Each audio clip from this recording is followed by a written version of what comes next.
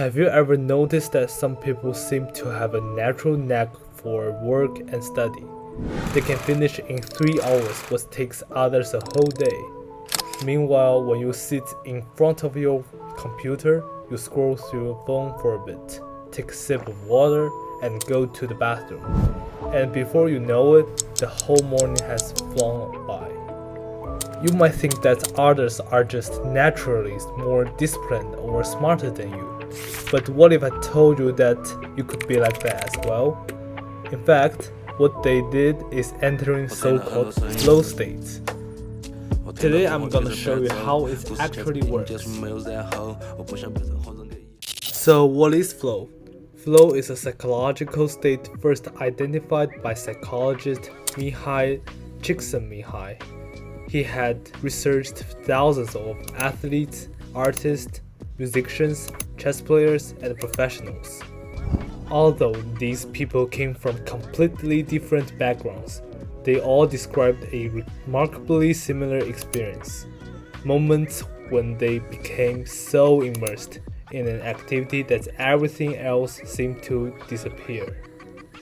Their attention was completely absorbed by the tasks. Self-conscious thoughts faded away, and even their perception of time changed. Hours could feel like minutes, and difficult action felt almost effortless. Mihai called this state flow because participants often described feeling as if they were being carried along by a current, moving smoothly from one action to the next.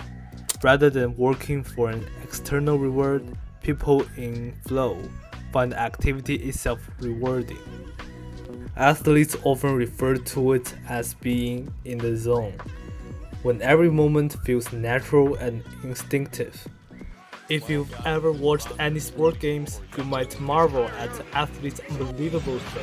Irving on the move, looking for 50. Oh, on James.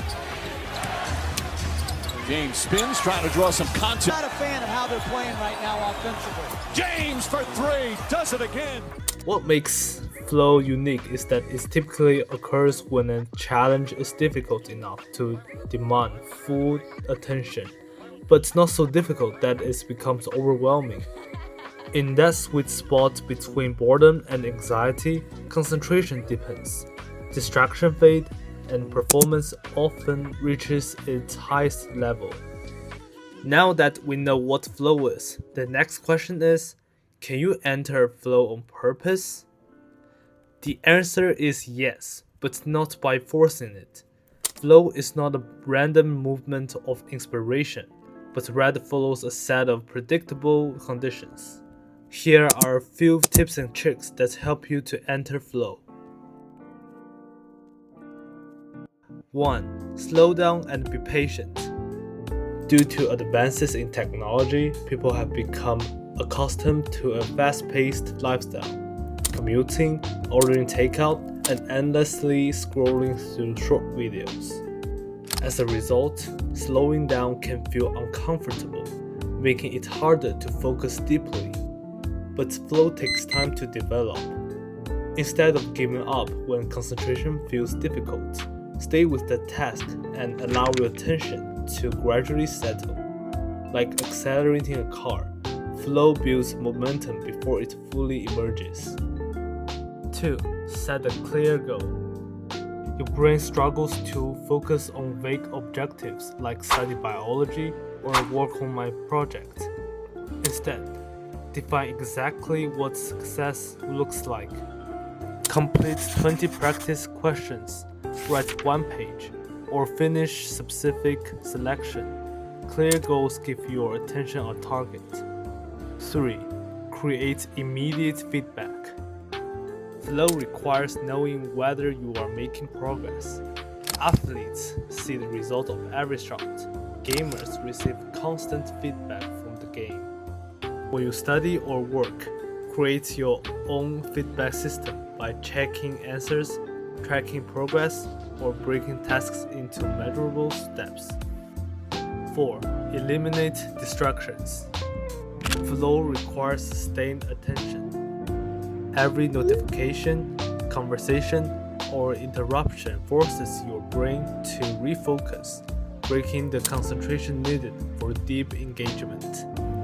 Creating a distraction-free environment allows your attention to remain fully immersed in the task. 5. Balance challenges and capability. Flow occurs when a task is challenging enough to demand your full attention, but not so difficult that it becomes overwhelming. When challenge and skill are balanced, you stay engaged, motivated, and focused, creating the ideal conditions for flow. Now, it's great to know all of those tips and tricks, but before you go and try them out, I need to tell you that there are still many misconceptions about how it works.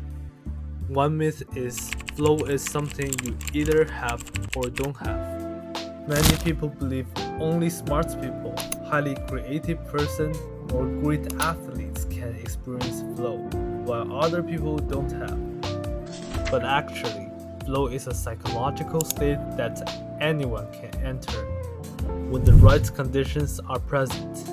The difference is that experts are often better at creating those conditions consistently.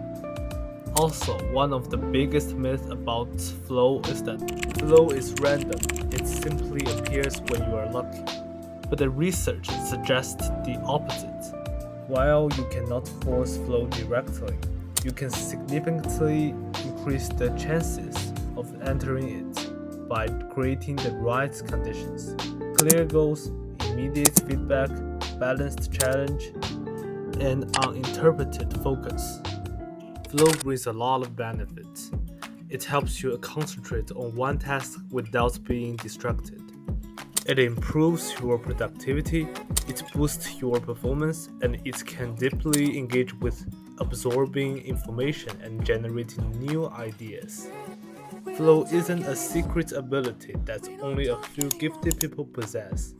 It's a psychological state that anyone can experience. While you can't force yourself into flow, you can create the conditions that make it much more likely to happen. Instead of waiting for motivation or inspiration, focus on building the right environment. Flow will often come naturally, making your work both more enjoyable and more productive. Okay, this is the end of video. Hope you guys enjoy watching this video. Please make sure you hit the like button, comment below and subscribe my channel. I'll see you soon.